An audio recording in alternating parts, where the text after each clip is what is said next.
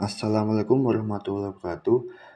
Kami dari kelompok 7B ingin mempresentasikan tentang gangguan biotik pada tumbuhan sonokeling atau Dalbergia latifoliae yang telah kami amati dan identifikasi di kawasan Wisdom Park UGM. Saya sendiri, Adi Kurniawan, dengan NIM 245340112 KT10619, tentu saja dibantu oleh teman-teman saya berikut ini. Perkenalkan, saya Anissa Cynthia Rahman dengan NIM 245377947 KT10699. Perkenalkan, nama saya Agnes Febriani dengan NIM 245422937 KT10818.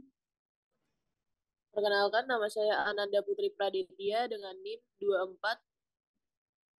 245395008 KT10747. Perkenalkan, nama saya Anasya Srinareswari dengan NIM 2454539 KT10904. Perkenalkan, nama saya Dinur Saputra dengan NIM 245382779 KT10712. Perkenalkan, nama saya Dimas Riandika dengan NIM 2454227 KT10798. Perkenalkan, nama saya Agnes Lolita Gabriela Situmorang dengan NIM 2454045 KT10868. Perkenalkan, saya Aliatna Keira dengan NIM 524544747 KT10887. Nah, berikut merupakan perkenalan dari kami di kelompok 7B. Berikut merupakan materi yang telah kami sajikan setelah melalui tahap pengamatan pada tumbuhan sonokeling. Baik, saya izin memaparkan mengenai gulma yang tumbuh pada pohon sonokeling, yaitu Ficus species. Ficus species ini berupa liana atau tumbuhan berkayu. Dengan gejala yang pertama yaitu muncul akar atau batang beringin yang merambat di pohon sonokeling. Kemudian terdapat luka atau retakan pada kulit batang, dikarenakan batang beringin ini masuk ke dalam sela-sela batang pohon sonokeling. Kemudian yang ketiga, terjadi penurunan pertumbuhan dan vitalitas pada pohon sonokeling. Kemudian dampaknya yaitu 1. Persaingan nutrisi dan air, 2. Kerusakan fisik pada pohon sonokeling, kemudian yang ketiga yaitu gangguan pertumbuhan. Untuk pencegahan dan pengendalian gulma ini dapat dengan identifikasi dini, 2. Penyiangan manual, 3. Pemantauan rutin. Dan sebagai tambahan, pencegahan juga dapat dilakukan secara kimiawi, yaitu dengan menginfus herbisida berbahan aktif glisofat pada akarnya. Kemudian terdapat jamur yang bernama jamur Ganoderma pseudorophorum. Ganoderma ini digolongkan dalam kelompok jamur sejati. Dinding sel Ganoderma terdiri dari kitin, tetapi selnya tidak memiliki klorofil. Ganoderma mendapatkan makanan secara heterotrof, yaitu dengan mengambil makanan dari bahan organik di sekitar tempat tumbuhnya. Bahan organik tersebut akan berubah menjadi molekul-molekul sederhana dan oleh-hifa. Nah, untuk gejalanya yang pertama yaitu daun menjadi menguning. Yang kedua, daun layu. Kemudian yang ketiga, daun rontok lebih cepat. Yang keempat, terbentuk tubuh yang keras di bagian pangkal dan berwarna putih sampai coklat.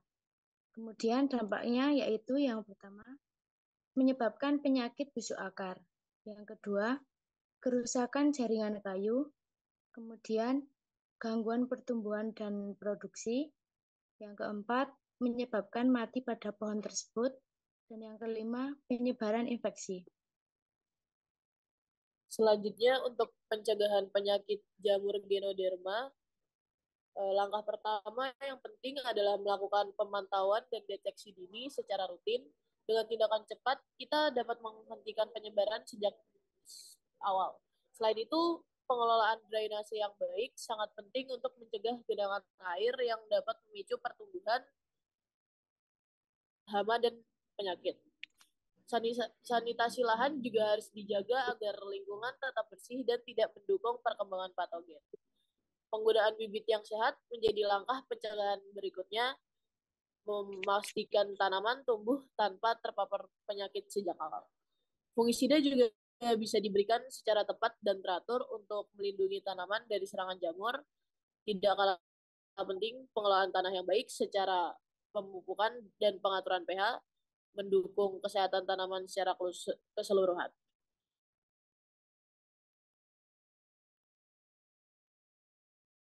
Selanjutnya ada rayap. Rayap pada pohon sono keling ini dengan jenis spesies Scoptothermus curvignatus hidup dan bersarang di dalam pohon. Ciri-ciri rayap pada pohon sono keling yaitu terdapat kerak tanah yang menutupi bagian batang dan terdapat batang itu tuh jadi lebih rapuh dibandingkan sisi-sisi yang lainnya. Rayap ini sangat ganas. Mengapa ganas? Karena rayap ini mengeluarkan enzim yang menyebabkan kayu batang menjadi lapuk dan kropos sehingga dapat melemahkan struktur pohon sono keling dan pohon sono keling menjadi rentan patah terutama di dalam cuaca yang buruk.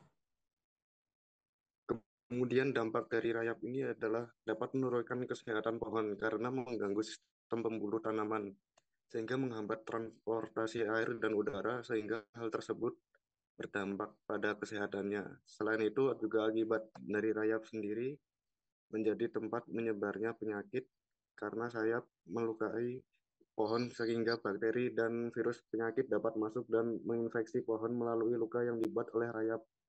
Terakhir, rayap juga dapat menurunkan kualitas kayu karena pelapukan kayu sono keling dan hal tersebut mempengaruhi nilai ekonomis kayu saat dipanen.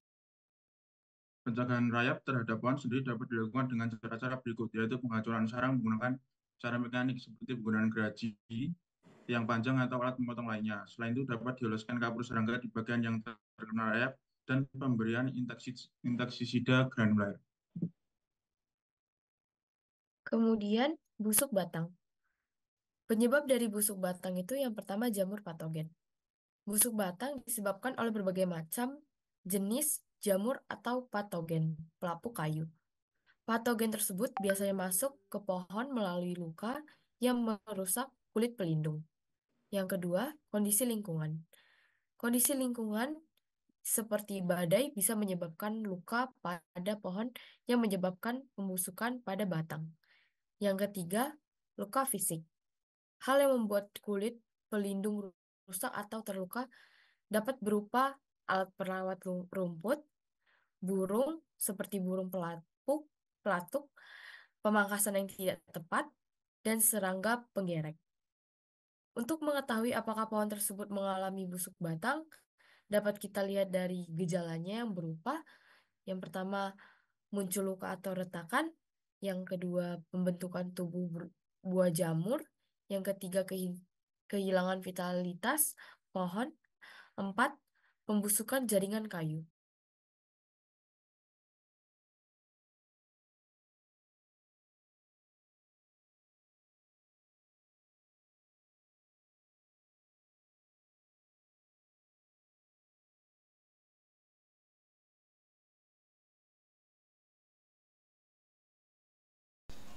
Dampak dari busuk batang dapat berdampak parah pada pohon karena jaringan batang menjadi coklat, pucat, dan lunak tapi tidak berair. Dalam beberapa kasus, batang mungkin benar-benar tercekik dan daun secara bertahap mulai layu dan menjadi klorosis. Pada akhirnya, tanaman itu dapat tumbang atau mati, dan seluruh baris atau sebagian besar tanaman yang mati dapat ditemukan di lahan. Bibit sangat rentan dan cepat mati setelah terinfeksi. Kadang-kadang buah juga tertutupi lapisan jamur dan cepat membusuk. Nah, gimana sih buat kita mencegah terhadap adanya atau terjangkitnya pohon terhadap penyakit busuk batang ini? Pertama, kita dapat memastikan untuk menggunakan benih sehat dari sumber yang bersertifikat. Kedua, gunakan varietas yang tahan jika tersedia.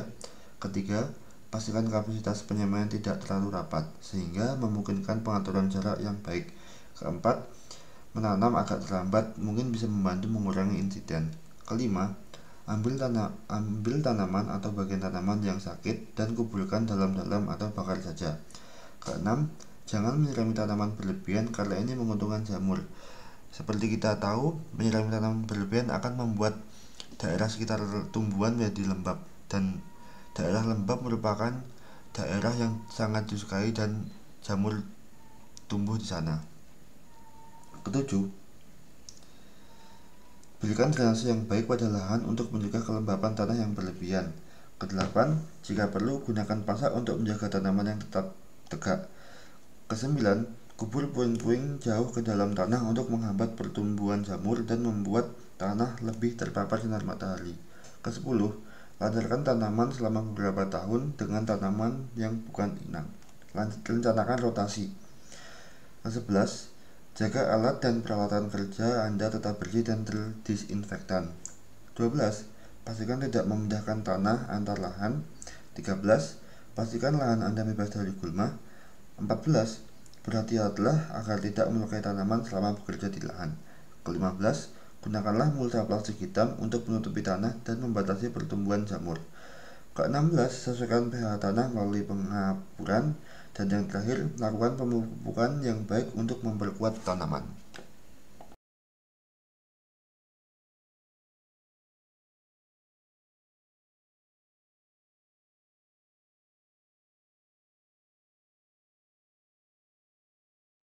Nah, untuk lokasi lebih jelas mengenai pengamatan yang kelompok kami lakukan, yaitu berada di Taman Kearifan atau yang bisa dikenal dengan Wisdom Park.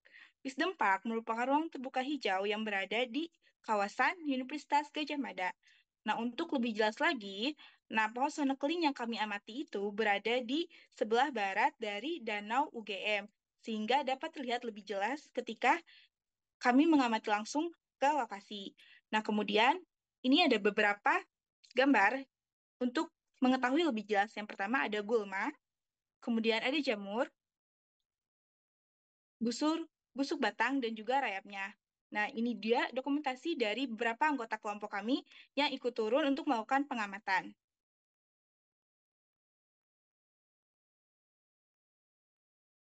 Sekian, terima kasih. Berikut merupakan penjelasan dari kelompok kami tentang penyakit biotik pada Dalbergia latifolia yang telah kami temukan pada